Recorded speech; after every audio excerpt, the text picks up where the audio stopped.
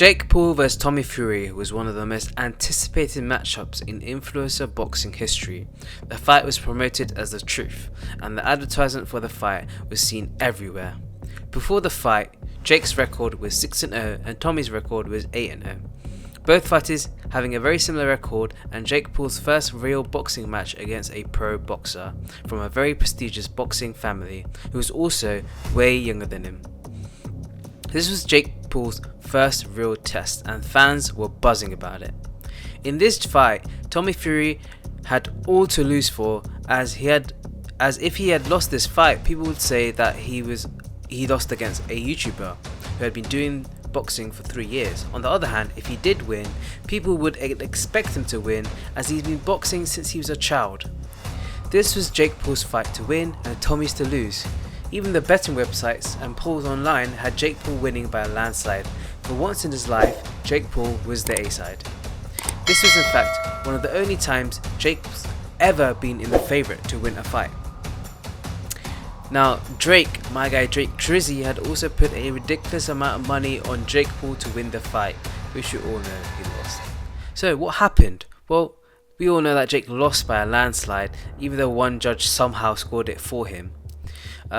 Tommy stuck to his game plan and kept using his jabs to keep Jake at bay and managed to slip and dodge Jake's overhands. Tommy was clearly landing way more punches and beat Jake fair and square on points. The only bit of controversy was the knockdown that Jake scored against Tommy on the last round, but even this you can see that Tommy landed awkwardly on his foot while he was getting punched by Jake, leading to a flash knockdown. Nevertheless, Tommy said in an interview, and he swears, that it was a slip. Well, it looked like a knockdown. After the fight, Jake came up with a lot of excuses, saying that he was sick most of the camp and that the camp was shorter than his usual camps and that he had injured his fist in sparring. Tommy didn't win the fight, I lost it. I was not good, I was not on my A game, I didn't implement the game plan, my legs were weak going into the fight. I think I cut the weight improperly in such like a 7-week camp. Normally we do like 12-week camps because I'm behind the 8 ball. I got to catch up to these guys. I got to be extra sharp. We squeezed in this camp. I mean, bro, I don't even want to sit here and make excuses. Like, I lost the fight. I wasn't at my best, and it's that simple. But as KSI said, all fighters get in the ring a little bit broken. In my opinion, this fight was expected. I mean, come on.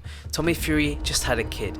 He had the weight of the whole world on him, his family's legacy, and most importantly, his pride.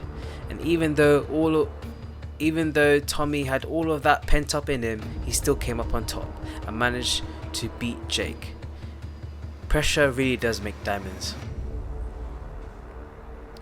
Now, before Jake could even announce a rematch, Tommy had already agreed on it. This is because of the rematch clause that the contract had. This is nothing unusual, as you know, other famous fights such as Fury vs Wilder had. They had like 3 fights, so we're definitely going to see Tommy vs Jake too.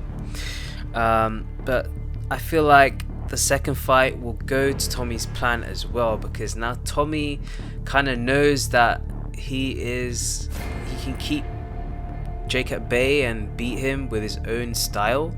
So I think Jake has to really go back to team and brainstorm on how to, take apart Tommy's technique and improve on what he's built already in the 3 years. I think in this fight, Tommy's boxing IQ and his experience really showed, because the number of years that he's been doing boxing compared to Jake is really insignificant. It's crazy. He just put Jake away like crazy in this fight. He just showed his class and everything. So what do you guys think? Leave a comment down below. And what does this mean for Jake Paul vs KSI? Well, I think Tommy vs Jake 2 definitely has to happen, and then KSI versus whoever the winner of that match happens. But it's a bit weird how KSI wants to fight Jake and then retire and go back to music. Like, he should.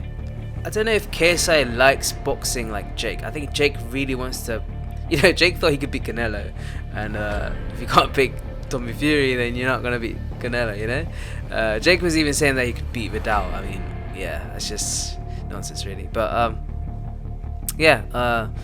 subscribe, leave a comment down below, and Let me know if you like these style of videos more where I'm just talking to the mic, to you guys especially actually. But yeah, something tells me that Tommy is here to stay.